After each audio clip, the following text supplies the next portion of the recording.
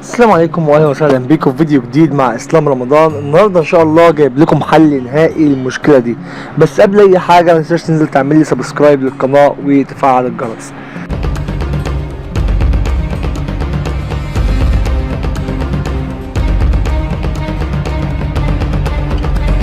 المشكله بتقول لي العمليه لم تكتمل بسبب خطأ في الدومين، ودي مشكله كانت شائعه جدا في الماسنجر الاي او اس بالذات.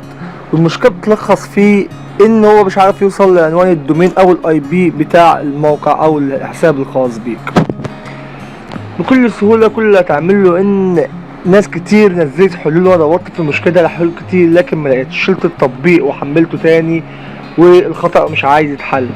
بكل بساطه حل المشكله دي هو الفي بي ان. لو انت مسطب اكتر من برنامج في بي ان، كل اللي عليك انك يا اما تلغي البرنامج او تشيل البرنامج يا اما تختار في بي ان مناسب. انت هتغير الفي بي ان اللي عندك. انت هتجيب الفي بي ان منين؟ هتجيبه من جنرال، من السيتنج هتخش على في بي ان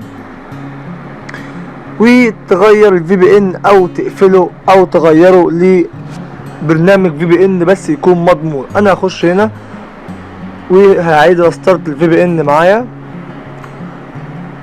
وبكده المشكلة عندي اتحلت. لو جيت اخش على الماسنجر هيخش بطريقة عادية اهو، التطبيق هيشتغل معايا عادي.